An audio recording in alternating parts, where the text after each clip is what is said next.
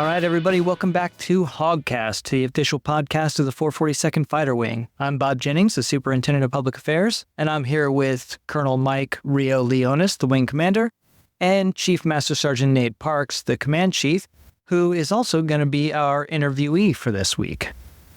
It was a great honor. That was fun. That was good sitting down and getting to chat a little bit. Yeah, awesome. This is something we're going to try to change and put this before the UTA so that people can drive in or commute in or preview what's going on prior. And I think that's a good change, Chief, and your interview was awesome. Good stuff. Hey, Babble Time. We're up to $200 for those individuals that are going to try to guess what Babble Time is named after. The first hint was Davis Mothman.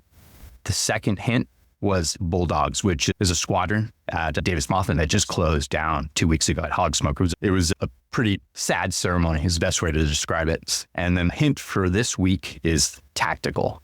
So the hints of why it's called Babble Time is Davis Mothman, Bulldogs, tactical. Chief, we have some hardship going on in our wing. The hurricane went through and basically dumped and hit Valdosta straight on.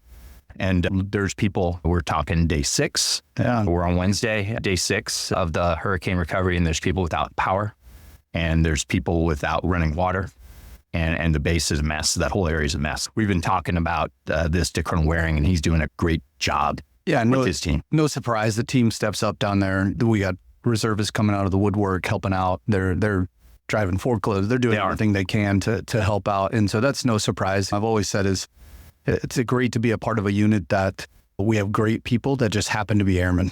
And when a crisis like that goes down, those are just great people out there. Yep. We got Slobo, a member who came out of here, driving a forklift. He looked more at home driving the forklift than a Delta uniform, in my opinion. Sorry, Slobo, but you looked at ease there. And again, multi-capable airmen or multi-ready airmen doing stuff in the community and the base as it recovers. Pretty significant damage down there.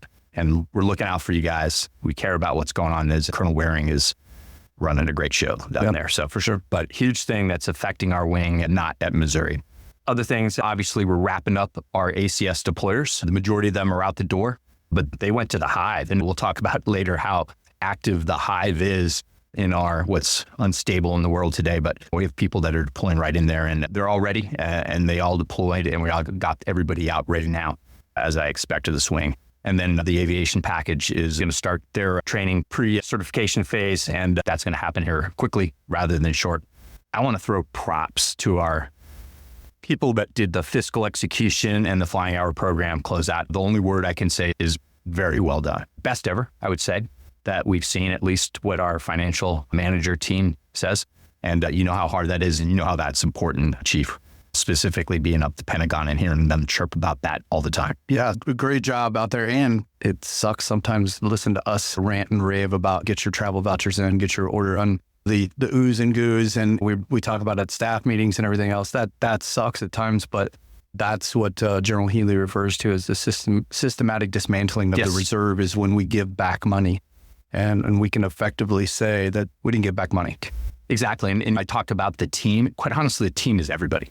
Because it starts with the youngest airman filing their travel voucher all the way up to you and I emphasizing how important it is and how our commanders are telling us how important it is. So incredible job when the financial execution for the whole wing and the flying hour program. I think we flew the most hours in Air Force Reserve Command if you add the active duty side, which is phenomenal. As a minimum, we're the most in the combat air forces. Maybe an RTU beat us up, but we'll validate that. But just phenomenally well done, and I can't be more proud of the wing for those executions. So financial mission, we're just crushing it. Yeah, so financially $1 at a time, and hourly it's 1 hour sorties, 2 hour sorties at a time. Yeah, really just executed very efficiently well by not just one but by all. So phenomenal, proud of the team. Extremely well done. What do we got going on this UTA? There's a lot of other things we're not going to talk about that are going on, and make sure that you pass that on or dig that out from your UTA pre-briefs and stuff. But we got a Warthog University. Chief, you're going to run that, I believe? Yeah, we're going to sit down and do some chatting and just talk through some things and see what's on your mind and see how I can and the team of chiefs can serve you better here at White Man, and just have a discussion. Yep, and that'll be on Saturday. And then also on Saturday, we're having another 442nd Fighter Wing Social, sponsored by the Chiefs Group.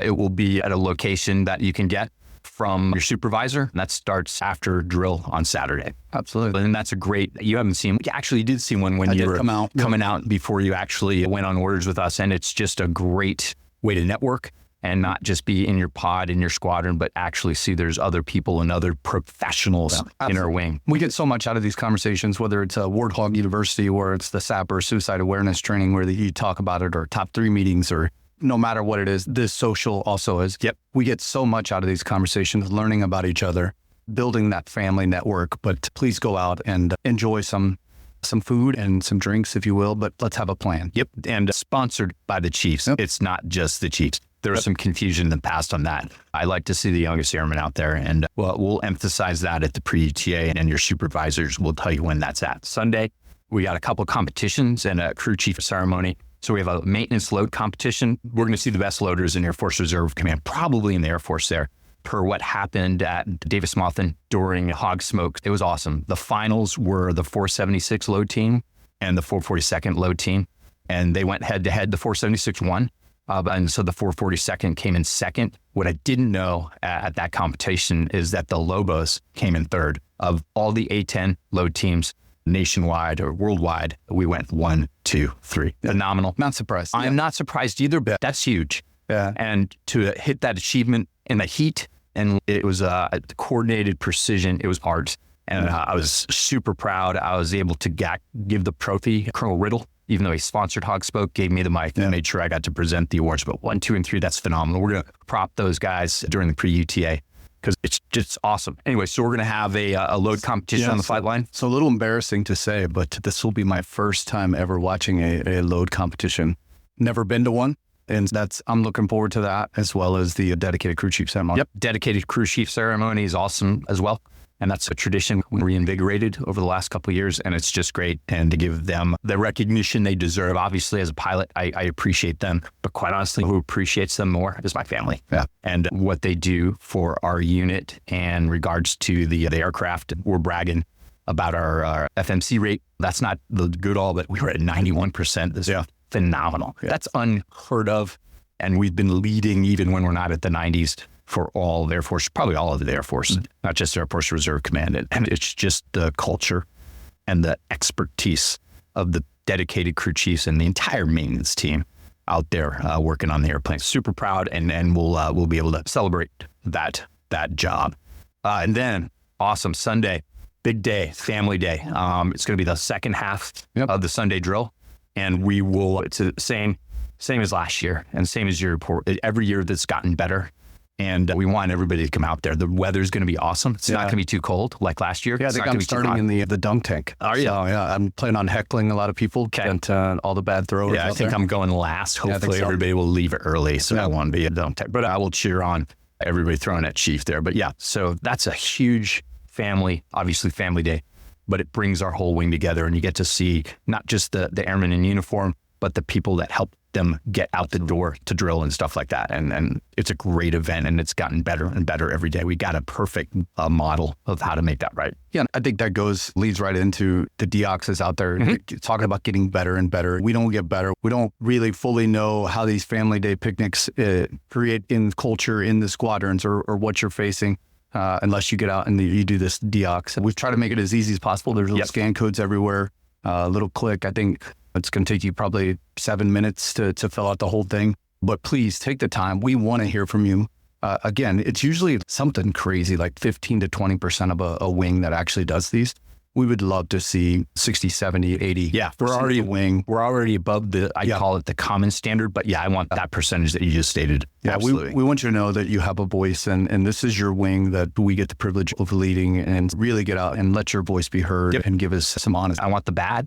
Yeah. And I'd like the good too. The good stuff. What's keeping you here and what would drive you? Yeah, because if you tell us the good stuff, we'll make it better. Yep. And if you tell the bad stuff, we'll address it. So definitely the DOCs is hot through November, but the more we get at each UTA, the better we chip away at that. We got some wing positions that we hired. We hired an AGR in the IG, Master Sgt. Bellis from the Surety Forces. You were in the interviews, quite a few applicants, if I heard. So I think 13 total applicants. Wow.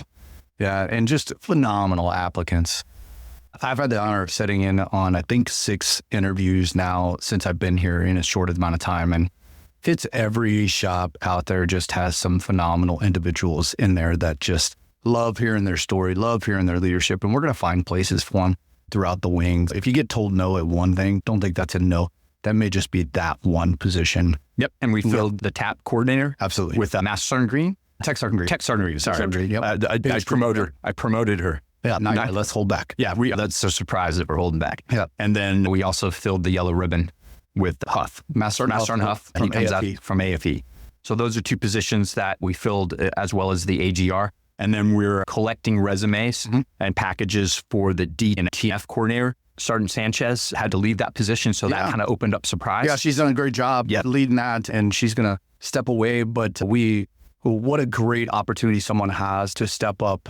If you don't know, the DNTF coordinator is the development and training flight. So these are the pre-going to basic training. You get to impact and imprint airmen before they're airmen. They're pre-airmen at this point. Yeah. And just what a great job. So we want all of the best out there to come in and really let's put our best foot forward. Let's put our best people in front of those airmen, to where their entire career, they'll look at those people and see that's the standard. Yep. Centrally funded full-time orders. Yes, so it's a great opportunity. And you have great ideas of how you're going to make that. They will be highly involved with the wing. Perfect. And I love where you're running with that. And then again, we got a couple more IG positions coming up. I can't really talk about the exact dates, but looks like we'll have a GS 11 or 12. A new position, get certified. We'll probably announce that opportunity in November, and then perhaps another position later on. So great opportunities for full-time jobs in the wing. That's what's going on. This UTA, we talked about all the changes going on in the Air Force, and you said, this will change as soon as we have a war. Yeah. And that was Tuesday around 10 o'clock. Yeah. And then Tuesday at 11, I get a text that Israel's getting missile attacked from Iran. So huge event in regards to international security and stability. They launched 200 missiles, and I don't think they caused any or many casualties, but just that volume of an attack from Iran to Israel, it's overflying where we have people. And that's significant. That's the hive. The hive's not getting any better over there. Israel obviously stimulated this attack with their pagers, their handheld radios, and then they've killed a significant number of Hezbollah leadership with strikes into Lebanon.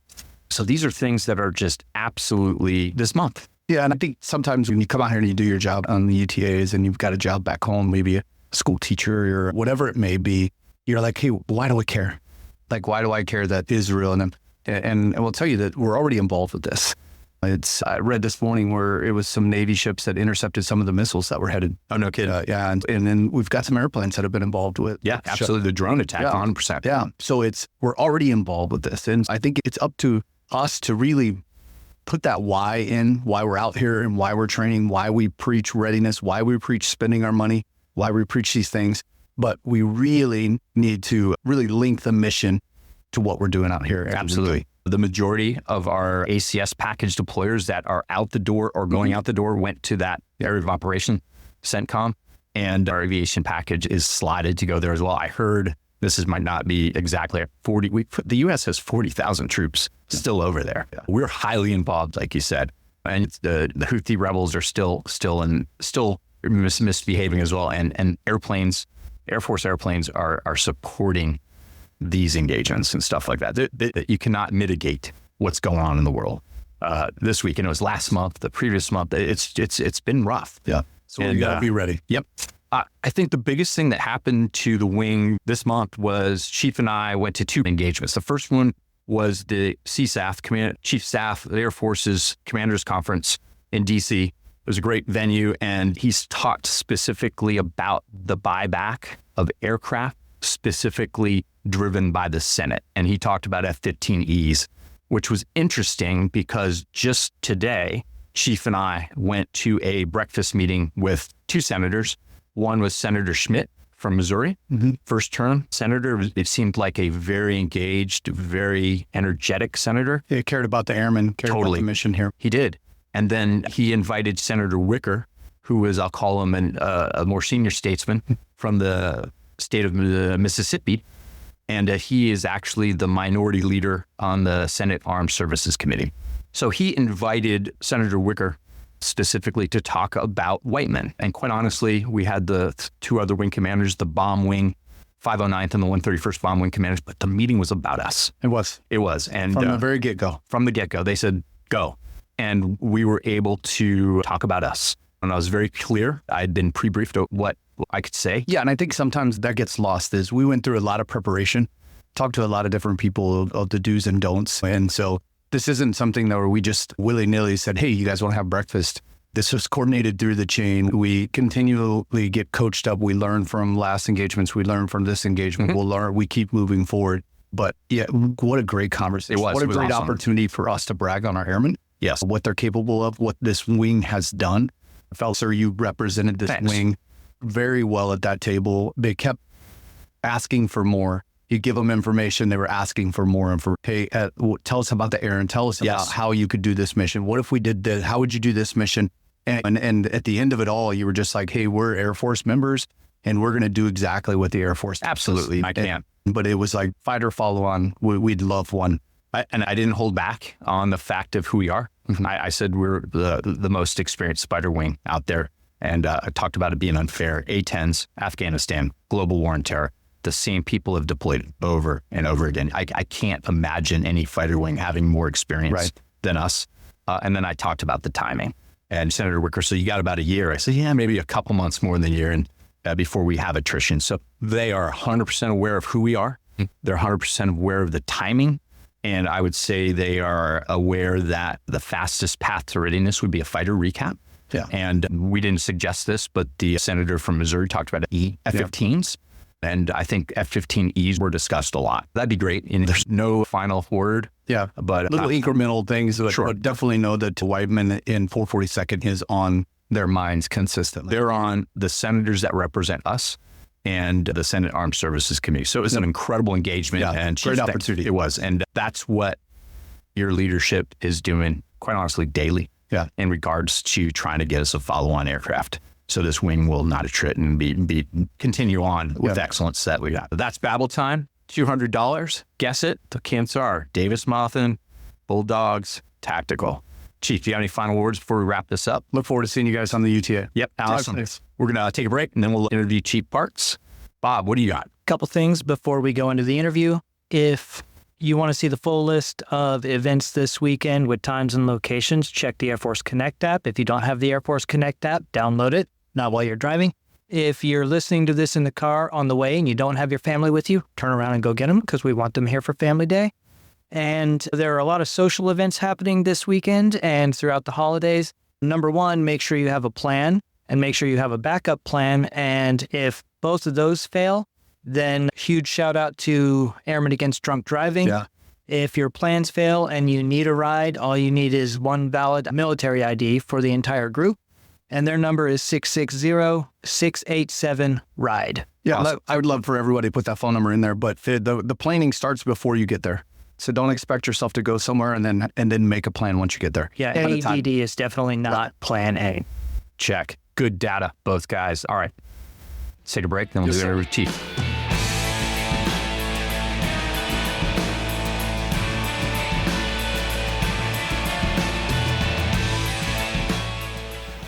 All right, and we are back with Chief Master Sergeant Nate Parks, our new command chief.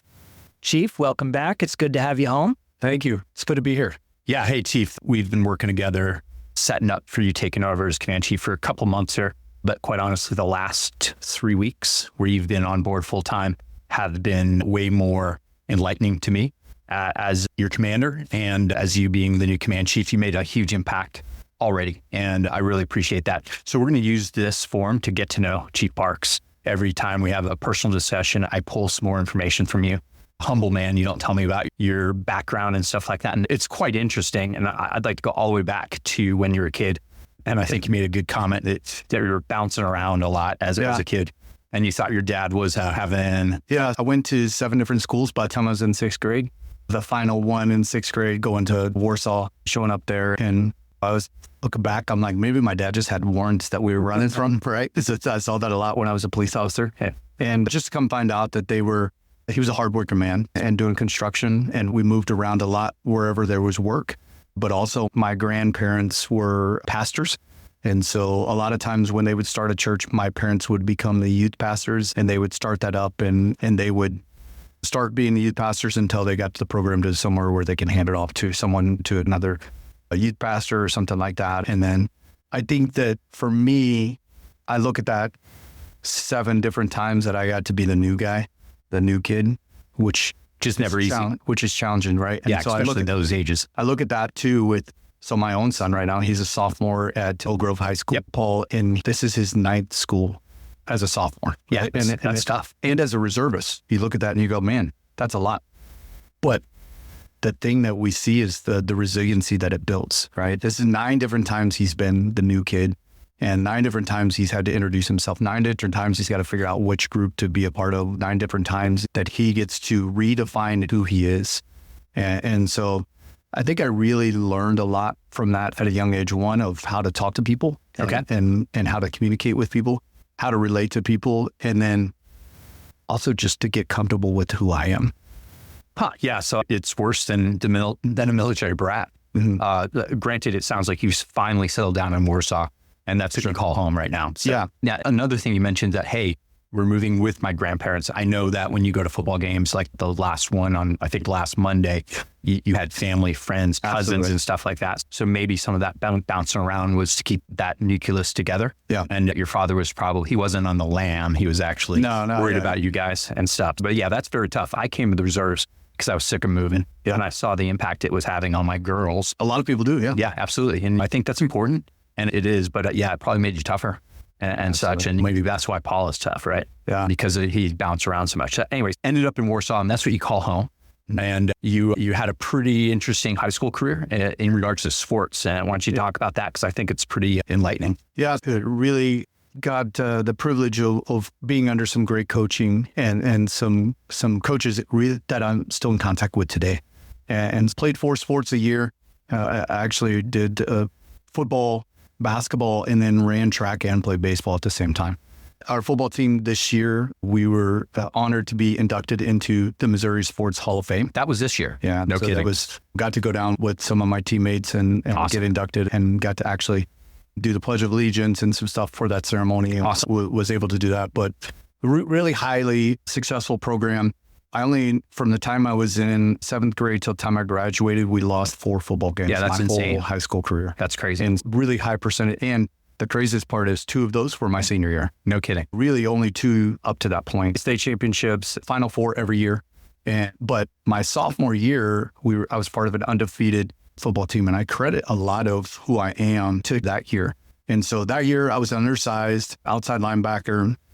I was about 115 pounds. Okay. Yeah, that is undersized. And a sophomore. I was pretty quick, but I had a coach that believed in me. And a senior went down about a week before the season started. And this coach came to me and it was more or less just, hey, this is probably the best thing because I really wanted you to be able to adopt your. No kidding. Looking back on this, I think he was probably bluffing. He just was hopeful, right? But I started those games, and then when the senior came back, he said, hey, you haven't lost your spot. And so was able to we went 14-0, won a state championship. Awesome. But the confidence that I got that year really propelled me to believe in myself more and to really not look at the package to where, hey, here's an undersized individual. Yeah. You believed in yourself, not the data. Yeah. That's incredible that one individual can give you that much confidence. Yeah. And I guarantee you bring that confidence today based on that one guy. Do you still keep in touch with that coach? Yeah. So Coach Tony Berry was the one that did it. Yeah. And we still stay in touch. And Coach Randy Morrow, who's part of the Missouri High School Hall of Fame also for coaching, was the head coach. And he absolutely instilled a high level of expectation. Yeah. And I think that really set the tone for me because then Coach Tony Berry, who was the linebackers coach and running back coach, had a high level of confidence. Yeah. There was a high level of expectations, but then there was also a guy behind him that said, hey, man, we have confidence that you can meet those expectations. How did you handle baseball and basketball season coming out of these huge winnings? Basketball never really had a winning season. We always said that the people got their paybacks from football and basketball. Right. And I was a defensive player and was not, baseball was probably my natural sport and just what I enjoyed. Yeah. So I didn't really work at it ever. There was no off season work for me. And you were doing but I track at the played same it time. so much as a kid. It was just enjoyable to me.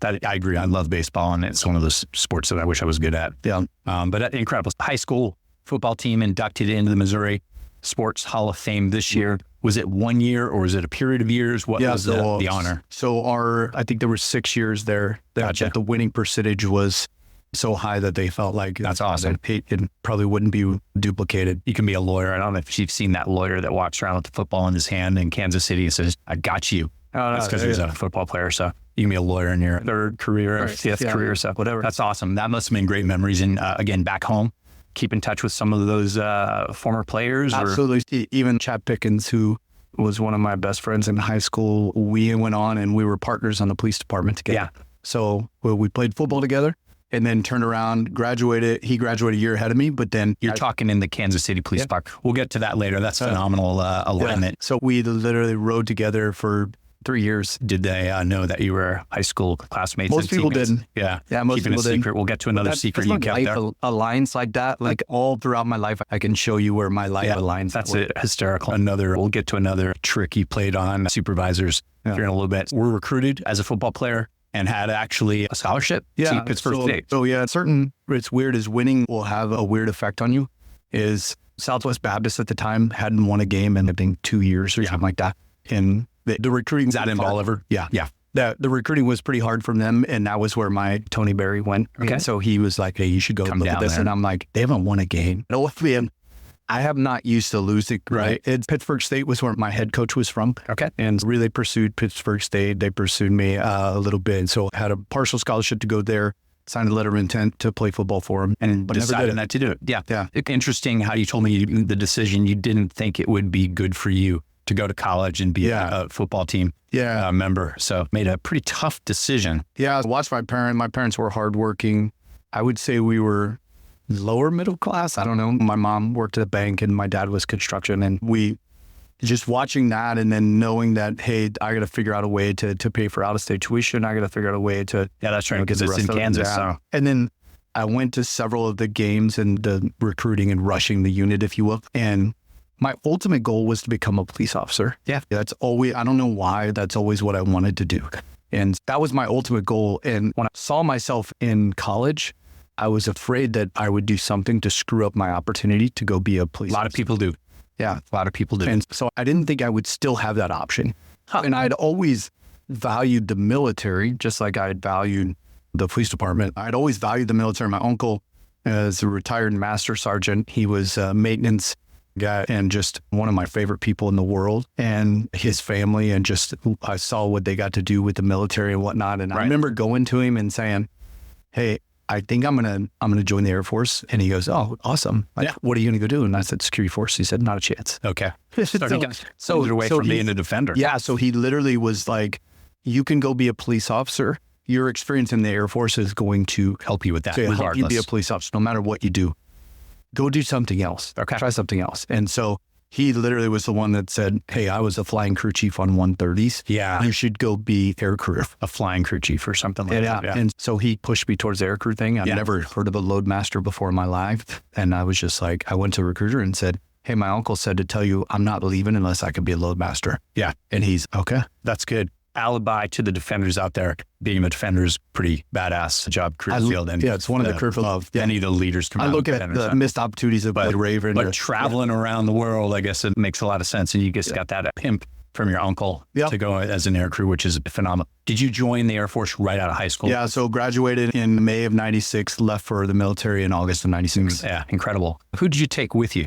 So I actually took two people. Okay. You just know of one. I just know of one. So a good friend of mine from high school literally we were talking one day and he goes, "I have no clue what I'm going to do. I'm going to go probably work at this t-shirt company like my mom and everybody else in this town does." And I go, "Hey dude, just go join the Air Force."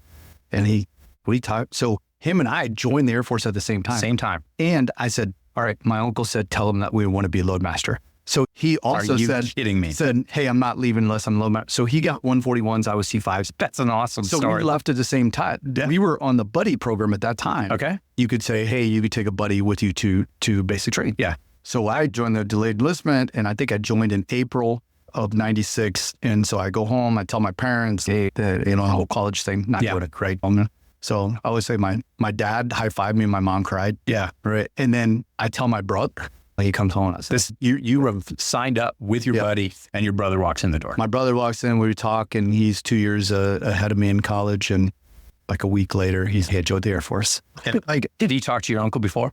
I don't know if he did or not. So because he went in like open, whatever. Oh, so he was going to take whatever they he did. had 2 years of college. So at that time, they're like, hey, you come in as an A1C, all this stuff. Gotcha. And Got so recruited it well. just so happened the stars aligned and we went to basic training at the same that's time. crazy. And your buddy did as well? Yeah. So all three of us were at MEPS and everything together.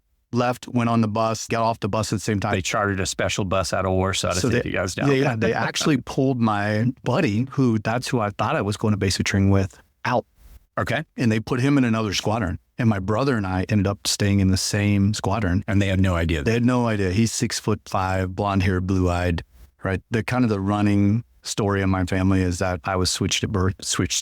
And so we didn't really look alike. We don't really, I don't think, act alike or anything. In different kind of personalities, very similar, but also different. And so the TI didn't know until, I think it was week 3 or week 4 when we got mail. Yeah, we got mail from hysterical. and he's like, why are you getting mail from the same address? And my brother's, sir, because we're brothers. and he's just crazy. So yeah, it was a fun time. That's a awesome story of how you brought 3 people into the Air Force and your uncle did. Yeah. And 2 crew chiefs, which I agree. There's something about being on an air crew, either a flying crew chief, load master. They're just a great phenomenal experience. Jobs. And phenomenal jobs. And a lot of leadership comes out of those career fields. I noticed when I was down in Peru that there was so many, we'll call them mid-level leaders that were crew chiefs or flying crew chiefs. And I don't know if it's an additional responsibility or something about traveling with an air crew and having to see small leadership, something like that. I learned so much at that time. Like I learned a lot about, hey, when you're crewed with someone, how you can treat things differently when you're on the road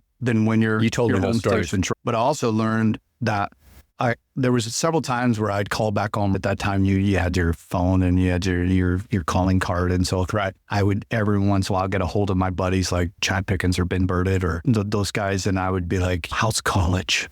And they would tell me about these parties and this football. Chad would talk about, played in these games and doing this, man. I wish you were here. How'd you feel about those interactions? So I was pretty bummed out. There was times where I'm like, man, I'm missing a lot. Yeah. These are my bros. These are the dudes that I'll be friends with the rest of my life. And I realized that at 21, I had visited more countries and been more places as a C5 load master than probably my whole hometown combined. That part, that is probably valid. Isn't that crazy? And it just, I look at that even now as in Warsaw at the time when I was there, I think it was 12 to 1,400 people it's the size of our wing. Yeah, you're right. Like I'm a command chief of a wing that's the size of the hometown that I grew up in. What an awesome, the C5 doesn't go to bad locations, 4-star hotels. I never that. People are always like, people are always like, we broke all the time. I'm like, I never broke on range. I'll tell you that right now. I never broke in a bad location. We checked the hotel out before we broke. I never stayed overnight at Cherry Point, North Carolina.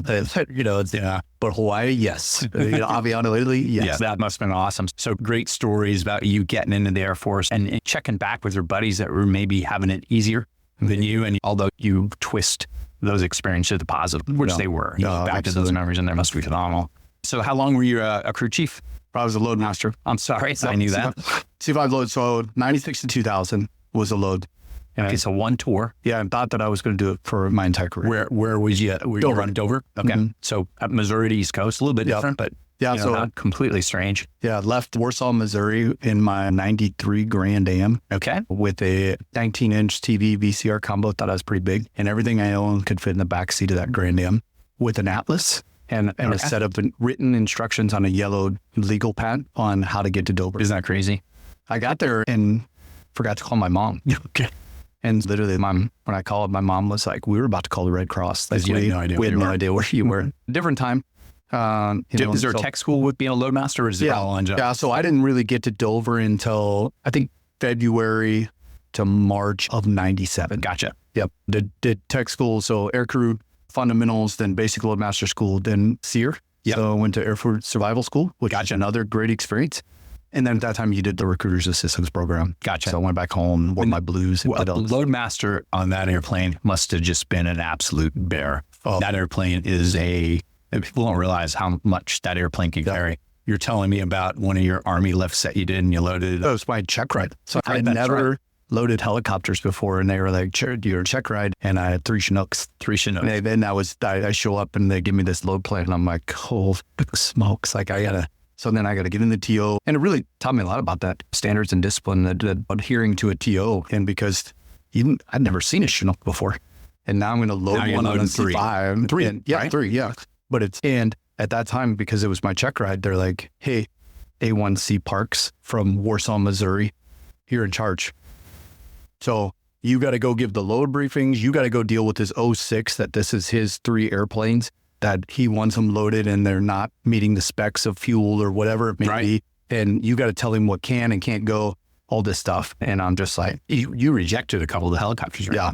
Because they weren't defueled properly. Yeah. Was that a conversation with an 06? yeah. And after that, I stumbled through it. I was terrible at it. And probably if it would have just been just me there that first time, I don't know that I could have. And I had this Tech Sergeant Duff, security forces guy, comes up to me and he was one of the instructors. And he said, "Listen, here's a little line that would say as load masters."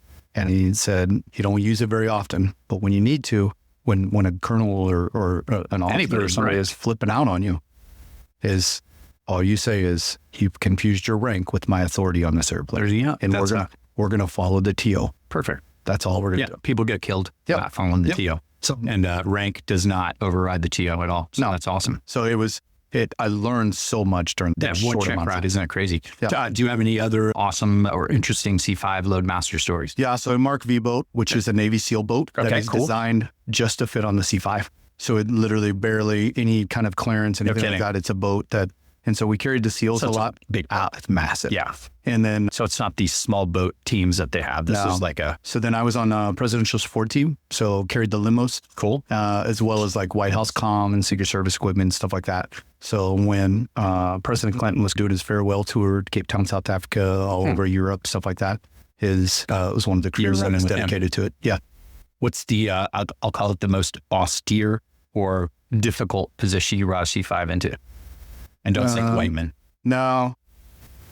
I guess that's probably a bad question for a C5. Sure. No, yeah, because we had to go places that were paved. Yeah. So I remember being in Bitburg, Germany one time, and I'm like, "Are we still the military here? Yeah. Is this still military?" And it was just people wandering around and The airfield? Yeah. Huh, interesting. And then probably one of the Egypt or something like that. Yeah. Cairo or Yeah, I remember us doing a stopover in Egypt, and there were a lot of, we'll call it military members in all black. Yeah. Walking around, and I was like, and then there's going just on here? some people that were, we always said that they're just on the mill around checklist, like they're literally just wandering around, and you're like, why is that person on our airplane? Why is that? guy? Yeah. So there's a lot of that too. Good. Thought you were going to do that for the Forever. rest, right? Yeah. You loved it. Yeah. What turned the corner? What So at the time I was married, I got married while I was out of Dover to a female that was in medical squadron. Okay. And so she was a med tech, good load master. As when I would go get over to medical to get my immunization stuff, I found a med tech that I was sweet on. So we got married. She ended up being the AMC Airman of the Year. Incredible. And when Connell had the tornado wipe them out, when they were rebuilding, they had first pick, think of it as like a draft of who they wanted to come there. And they chose her to run the unit there. Awesome. And so she got orders, and I was like, "Hey, cool. I didn't know you had C5s at McConnell." And they're like, "No, we don't." Okay. And I was like, "Cool. Can I cross train into being a boom operator?" At that time, Loadmaster was a critically manned career field. And so they were like, "No." Nothing. And so what's my options? And they said, "You can stay at Dover. Okay. And we'll see if we can't Joint spouse you somehow. at some point, or you can get out." Wow. And so I chose to get out. Yeah, that's poor leverage in my opinion. There's things you could have done at McConnell that would have been perfectly fine. The crazy thing is, then they were, "You can get out," and I go to get out, and they're like, "Hey, you're stop lost." Oh, no shit. So I can't stay a few extra months anyways. And so we went to McConnell, and that was when I first learned about the Air Force Reserve. So you separated completely, and you show up at McConnell with your wife, who's handpicked to start the rebuild of the medical facility there. Yep. And you're civilian. Yeah. So I was selling cars at Davis Moore, which is the largest car dealership in the state of Kansas. Okay. Still going on to this day.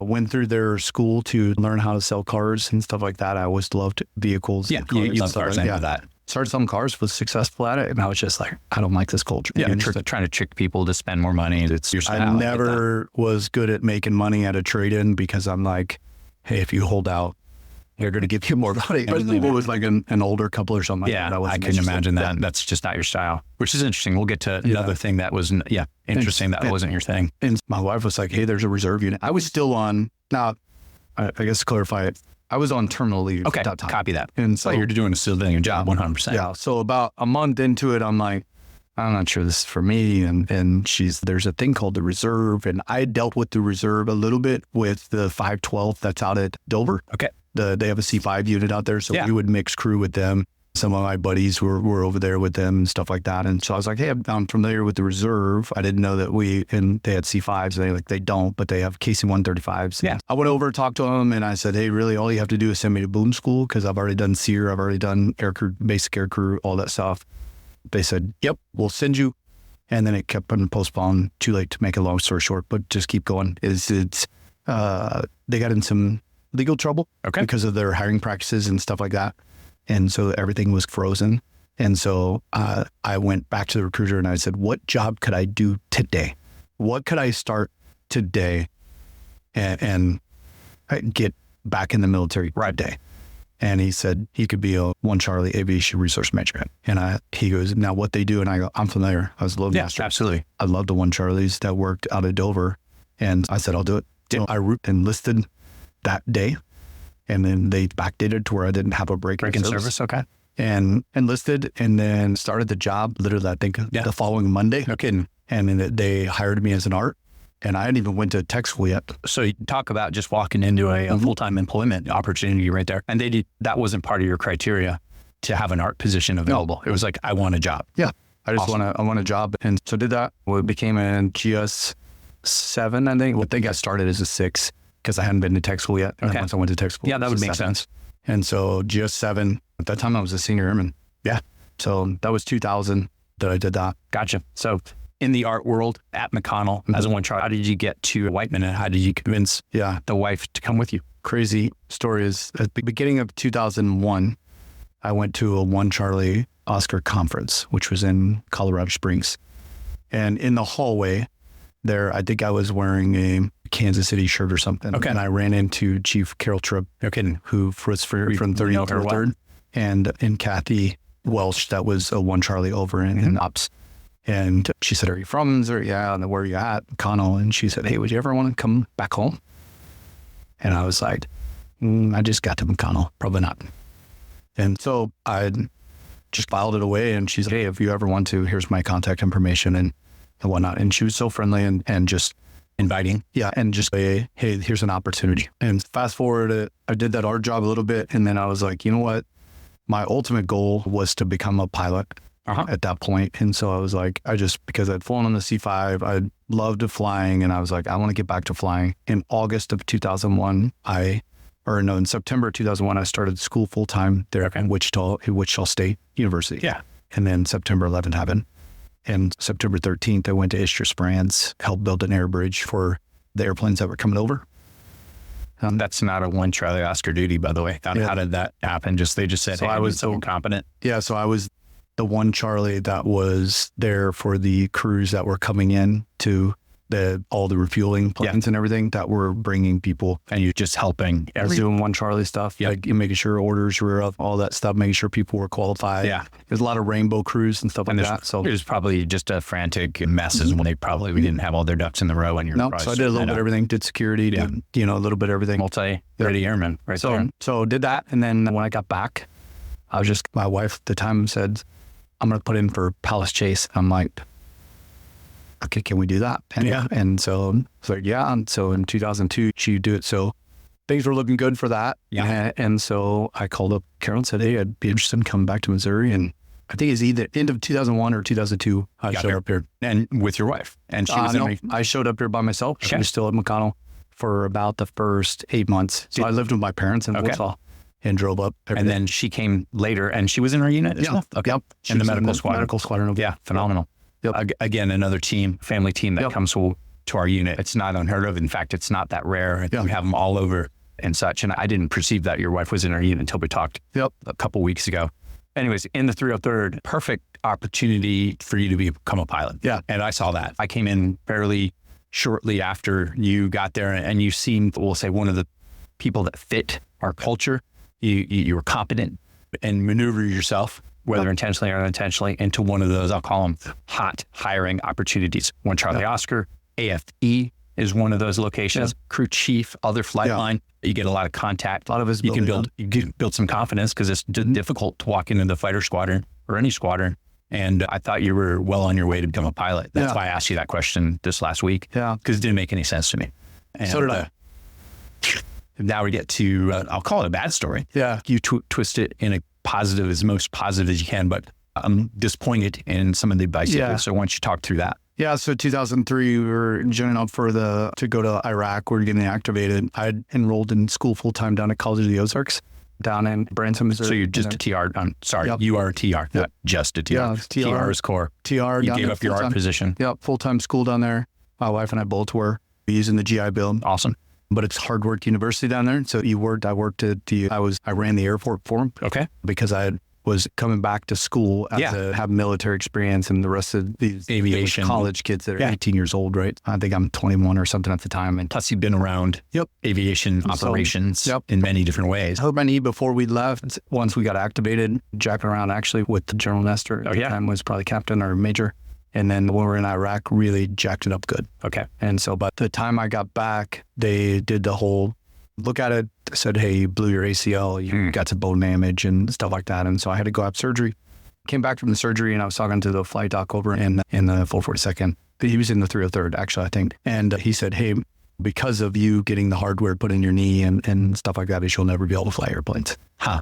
And that's a complete lie. Yeah. And I know that now. Yeah. And so it was a time in my life where I'm like, okay, I got to figure out what to do. Yeah. So, and that's someone put a stop sign and it was a false stop sign. I accepted it. That surprises me after getting to know you that you would accept that stop sign from that flight surgeon. Yeah. Looking at all the other things that I didn't accept in my life when people told me no. And I think there was a lot of things. Can we talk about that? We talked about, I don't think I was ready to overcome that obstacle at that time. And I think maybe there was other things. We were going through some infertility in our marriage and trying to have some kids and not know success, looking at becoming foster parents. Right. There was a lot of other stuff. And I think some of it may have been, I felt pretty selfish, not just being like, hey, this is my career. I want to go do this for me. Yeah, I can see that being a factor because you thrash stop signs. Oh, yeah. And I don't think it's stop signs. You're thrashing stop lines before this. So this was maybe it vectored you to a place that you maybe didn't think you wanted to go, but I'll tell you what, you're making a huge impact, and it's not just here. I know you did it all the way in. Anyways, so I came back in. Yeah. And so when we got back, after we got activated for a year, I didn't go back to school, and I went back to the art program. That's when I met you. Yeah. And went back to being an art out here full time. And I thought, I did not know why you weren't pursuing the pilot side. I thought you were pursuing, hey, I want to be the lead One Charlie Oscar. Yeah. That's what I perceived as an attached pilot. Anyways, you're an art, which is a coveted job, especially back then. They didn't grow on trees. Yeah. And there was a lot of people wanting art positions. I know. And it was pretty coveted, or it was pretty competitive with the local economy and stuff like that around. Absolutely. Yeah. It was a very difficult job and solid to get. So I understand why you were sitting there. But you decided to leave the art program. I remember this, and it didn't make any total sense to me at the time, other than you were going to a pretty, honored career field, in my opinion, and hopefully in everybody's opinion. Yeah. You became a police officer. Yeah. And you didn't pick Warsaw.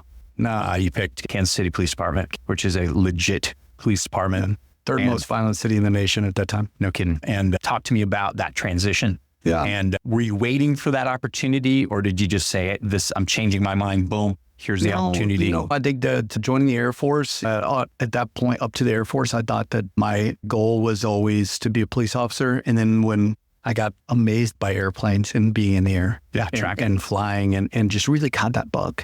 And then when I was told no, and I thought that was an end to that, it's funny, as I mentioned him earlier, but Chad Pickens, him and I were talking, and he goes, hey, why don't you come do a ride along with me? So he is a buddy from your football team, from Warsaw. Yeah. That is a KCPD officer. Yeah. No kidding. And him and his brother both, him and John. And he said, why don't you come do a ride along with me? And so I said, okay. We were just like a Friday night or Saturday night in Kansas City, Missouri. Quiet. And he was just, he was like, what do you want to do? What do you want to see? And I'm like, Tom, I've never seen any drugs before in my life. And he goes, okay. Hey, we're going to come around this corner and there's going to be a guy there and Selling drugs. He sells crack. He's going to probably take off running. We're going to chase him down. We're going to get the crack from him and you'll be able to see crack cocaine. I'm like, I don't even know what crack cocaine is. Yeah. And so I think that night we went to foot chase. We went to a stabbing. We went to a shooting and a car chase. Yeah. Friday night in Kansas City. And I was like, but in the course of all that, there was always somebody that he was helping, whether they wanted it or not, right? Like whether you go out for this drug thing and then the mom was just like, hey man, this guy's been wreaking havoc. Or the neighbor was, hey, this guy's been wreaking havoc in this neighborhood for years. We're so glad that you're taking him off street or the stabbing or helping someone or whatever. Yeah. And so it rekindled that whole want to be a police officer and go that route and put my name in the hat. Went and took the test and got hired. So what's the turnaround from the ride along to the getting hired? Less than 6 months. Wow. Awesome. Yeah. Which was pretty unheard of. At the time, people were taking about 2 to 3 years. Okay. I can see that. And I totally respect the police force. Yeah. And I get troubled when I see the negativity shown to that group of people. There's bad apples in every place, but we got them in the military too. Yeah, absolutely. We got, it's just baffling to me that anyone we get there. I've talked to you about how, and this is a segue, talked to you about how whenever I see a veteran with a Vietnam hat, I drop everything and I also thank him personally because of what our country did to those veterans. And I think that's the same angle that the shade is being thrown against police officers. They do nothing but help us, and they deserve our respect at the highest levels. The fact that you became a police officer, I would say, intrigued me. And I thought that was an incredible twist or 180 to a very successful career that you've had. And it was neat, in my opinion. I like to hear the stories and stuff like that. Anyways, how long were you a police officer? I was a police officer for 6 years and just... Man, what a growing time for me. Not just, I'd never really seen anything. Being from Warsaw, Missouri, and growing up in a great, strong Christian home that loved me, that never saw any violence, that never saw to going straight into the military, where I'd never seen any drugs or really any abuse of any kind or anything like that, to go into the streets of Kansas City. It was, again, I talk about traveling was such an educational period for me. So was being on the police department. Right. And so was seeing the things that I saw. And it's really, once again, where I would say about every day on the police department, I was scared. No kidding. And it was just learning to battle through that and to be successful and knowing that, hey, you may be scared, but that person that's on the other side of that may be scared even more. Yeah. And learning that empathy and learning that putting yourself in these victims' situation and being able to help people through that. I learned so much. And then being able to ride with Chad. That's phenomenal that you were actually a partner with your buddy from high school. Yeah. So we were part of the CAN team, so Community Action Network. And so we were... That's funny. We have the same term in the Air Force now. So we were CAN officers. And so we went out to all of these neighborhood meetings where hey, we got crime is high, or we got drugs that are high, or we got this is high, or whatever. We went out there and heard their concerns, and then we tried to impact those results. Yeah. And I've got a plaque that I usually hang on the wall. That's another interaction that must have taught you so much. Yeah. So I got Armour Boulevard is what Armour Boulevard today and what it was when Pickens and I first started there. I've got a plaque on my wall from Hyde Park Neighborhood Association that talks about how successful we were at doing this and impacting. Yeah, that neighborhood you can tell was in a bad place, and now it's actually... got a lot of regrowth and stuff like that. Yeah, one of the commercial apartment complexes that were there in 1 year had 13 homicides inside of the building. And so that was what we were dealing with. Yeah, crazy. And so it just taught me so much. Yeah, absolutely. You're an awesome driver. So we went up to the airport and we took his old route, 71, up to the city. And it was the smoothest ride I've ever had on that highway. And I noticed it. It's hysterical. And this used to be my area. Yeah. You just smoothly glide through the traffic, and I felt perfectly safe in the car. So no joke. I noticed it. Anyway, so did that for 6 years. I remember asking you specifically why'd you stop being a police officer? I don't remember that interaction, but do you remember what you said? Yeah. So why did you stop being a police officer? So there were several things, right? Is one, the biggest part of it was I felt like I was becoming someone I didn't want my kids to look at and see. Yeah. Like I was dealing with the worst of the worst every single day. I used to always say nobody invites us to a birthday party unless it gets out of hand. Good point. Every time I showed up, I use the example of I was sitting outside of a house one time on a call that it was a 911 call where a neighbor called in and said, hey, I hear some screaming in the house. And so I was sitting out there and I was waiting for another car because my partner was off that day, and I hear the person screaming inside. Yeah. And so I get on the radio and said, hey, I need that other car, code 1, which lights and sounds. Yeah. It finally gets to a point where I'm like, I can't wait. You got to go in. So I go running in and bust in, and there's this male beating this female, and there's kids right there screaming. And so I knocked this male off, and so I've got him. So it's physical immediately. Yeah. So I'm trying to subdue him, and I look up, and this female has grabbed a knife, and she's coming at me. Coming at you. Okay. And saying all these things to me. And so now I'm sitting here, I have this individual on the ground, and I've got this other individual at gunpoint, and I look over and there's 2 6-year-old kids. Wow. And those 6-year-old kids tried spitting on me and calling me all kinds of names. And I'm like, I got called here to save someone's life.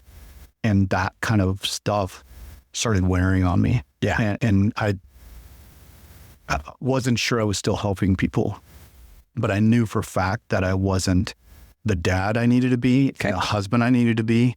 And I literally walked in. At that time, I was working in street narcotics undercover. That's where I was headed next. And I was doing some work with them and doing undercover stuff. And I walked in and told the major of the center zone and said, quit. And he goes, my partner and I at that time, Chad and I, were super effective. Yeah. Probably 2 of the most effective officers. Doesn't surprise me at and all. said I quit. Both good and the bad, I'm assuming. Yeah. And he's, no, you probably you need to go see a psychologist. We're going to give you some time off. You don't need to quit. And I go, no, I'm quitting. And they said, why are you quitting? And I said, because if given the opportunity, I'm probably not going to take the appropriate steps to be the man that I need to be. And so I was like, this is the only way I can force myself into this. And so I quit. I got on the phone and I called my wife, and there's a period of time in there we skipped over is we talked about last time where my wife had passed away. Yeah. I was a single dad of 2 kids. We jumped ahead of that. That's a significant I was in the part of your life. At this point, I was in the IRR. So I'm not even in the military. I'm in the IRR, but I'm not participating. And so I just quit the police department, and there was something I had prayed about, and I was just like, this is what I have to do. And everyone was talking me out of it. And I was like, this is what I have to do. Was your buddy Chad talking you out of it? Chad, definitely. Yeah. Chad, and not talking me out. Chad was like, hey man, you got to do what's best for your family. Yeah. But I want you here. We trusted each other. You put your life on the line with somebody times, and you're forever bonded with those members. And so I quit. I walk out, I call my wife, and I said, hey, I just quit the police department. She goes, oh. Wow. So this was not a family decision. It was a family decision, and she knew that I was struggling with being the person that I felt like I needed to be and who God had called me to be. And I called her and said, hey, I quit. She goes, what are you going to do? And I go, I'm going to head to Quick Trip and get a sweet tea. She was talking about for work. Yeah. Like, what are you going to do for work? And I said, they have allowed me to take all my leave. Yeah. So I got a couple of weeks here. And then I'm probably going to take a month off. I'll go back to, I'd helped run a plumbing company. I'd done several other things. I was like, I'll figure it out. You'll figure it out. I'll go work at Home Depot if I have to. But I just knew that I had to quit. So I get this sweet tea and I'm driving home and I'm like, what in the world did I just do? This is a terrible decision. I wonder if I go back there right now, if they would take me back. And so I'm thinking about this and my phone rings and it's Carol Tripp. No kidding. Chief Tripp. The same day, the same hour? On the drive home with the sweet tea in my hand. And she says, hey, I'm going to retire. I said, great. When's the retirement? When can I show up? When can I? Yeah. She said, that's not what I called. She said, you didn't even process. She said, this was. Yeah. Not even. So she said, would you be interested in coming back? And then taking our job, it's vacant right now.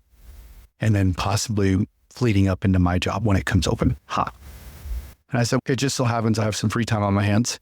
Maybe we could get together and talk about this. So I think a month later, I was participating in the 303 again. Yeah. Isn't that crazy? I mean, just that's one of those things that you just can't not realize. You have to believe that came from somewhere else. Yeah. So when my wife died, General Bradley called me on the phone. And I'd only met General Bradley a couple times. At that time, he was the Chief Air Force Reserve. Okay. Yeah, absolutely. So he used to be at the 442nd Wing Commander. Yep. And he said, hey, you don't probably know who I am or remember me. And I'm like, sir, I'm very familiar with who you are.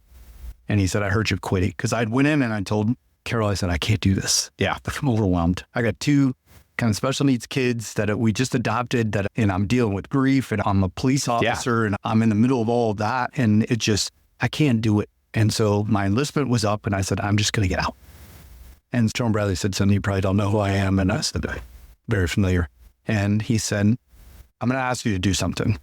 And I said, okay. And he said, I'm going to ask you to re-enlist and go in the RR. Okay. And I said, this is the Chief of the Air Force Reserve asking you to stay viable. Yeah. And I said, why? And I was like, and sir, I don't have the energy to do this. Like, why? And what do I owe? What do I have to do? He said, you don't have to do anything. He said, all you got to do is re-enlist. But he said, here's what I think. I think there's going to come a time where you need the Air Force Reserve. But I think more importantly, there's going to come a time where the Air Force Reserve beats you.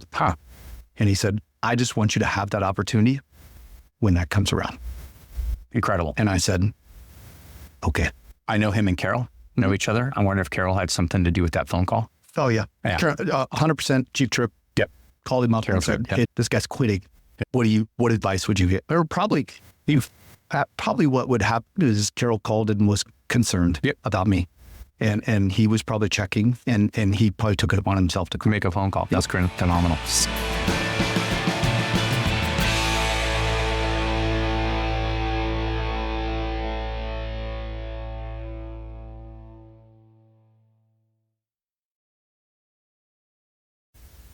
Stay tuned for the conclusion of the interview with Chief Parks, where he talks about how his military career led him to the Pentagon and eventually back home to the 442nd.